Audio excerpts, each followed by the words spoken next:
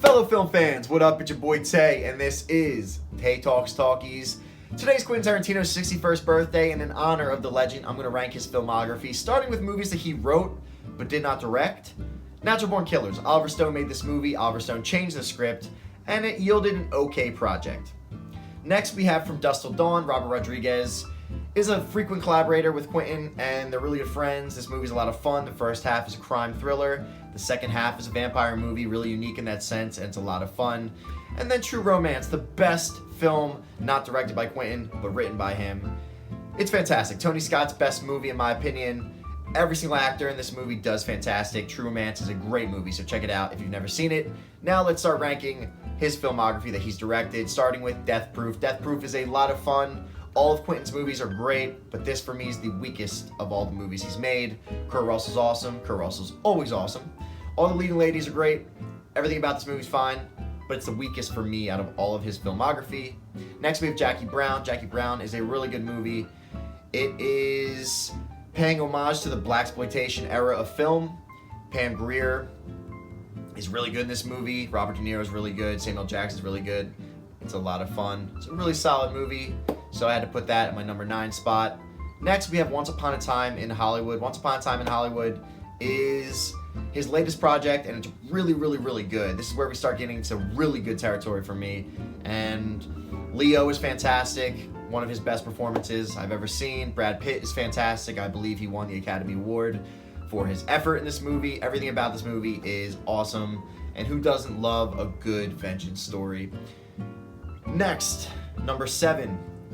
This is the weaker of the two installments of this duology, but Kill Bill Volume 2. I really, really like Kill Bill Volume 2, but for me it's not as good as Kill Bill Volume 1. Everything about this movie, David Carradine's great, Uma Thurman's great, but it's just not as good as Volume 1. Next, at number 6, we have The Hateful Eight. The Hateful Eight is a slow burn type of movie. I think it's his longest movie, besides for Once Upon a Time in Hollywood, but it's fantastic. Everything is so methodically done. Samuel Jackson's great in it. Walton Goggins is great in it, and I really love this movie, so I had to put this at my number 6 spot. Next, at number 5, we have Kill Bill Volume 1, and this is where we start to really get into the masterpiece territory. This is where we start to get into the movies that are just absolutely flawless, in my opinion. 5 out of 5 stars. Kill Bill Volume 1 incorporates a lot of different type of filmmaking. We have a cartoon segment, which I absolutely loved.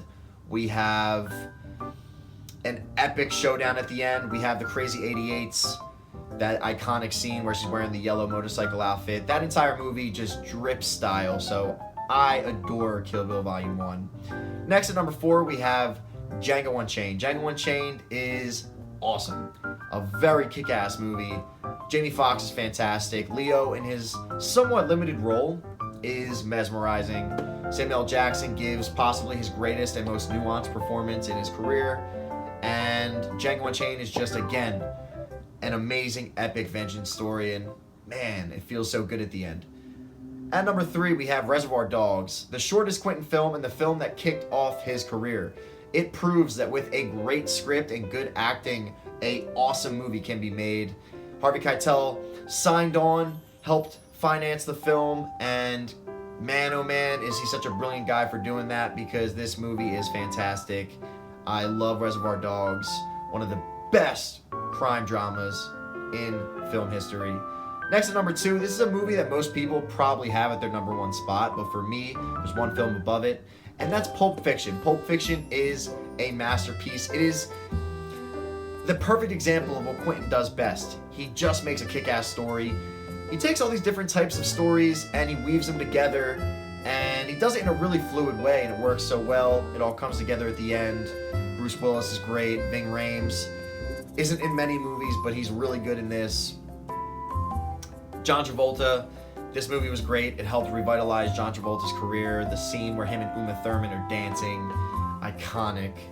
Just this entire movie is fantastic. The Samuel Jackson scene with the Jerry curls, and he's given that monologue from the Bible, just absolutely peak cinema. And then number 1, we have Inglourious Basterds. In my opinion, the best Quentin film, the film that stands the highest out of all of these films, and the film that will probably stand the test of time, the the best out of all these movies. They all will, but I think this movie is an instant classic. It's such a great movie. It has the best intro to any movie I've ever seen, and I really do believe that. The way that it introduces SS Colonel Hans Landa is as good as villain introductions get, and to start the movie with it, it just grabs you. It makes you want to pay attention to every single thing in this movie.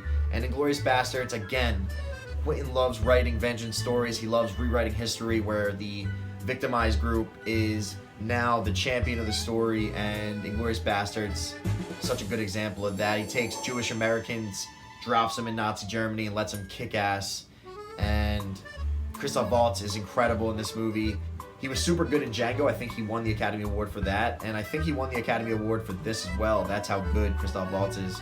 And without Quentin essentially discovering Christoph, we wouldn't have him in our American lexicon of film. So just such a monumental film, such a great achievement in film history, and everything that Quentin's done has been epic, and I look forward to whatever his next project is. I'm super excited about it, and gotta love Quentin films. The guy's a legend. Happy birthday, Quentin.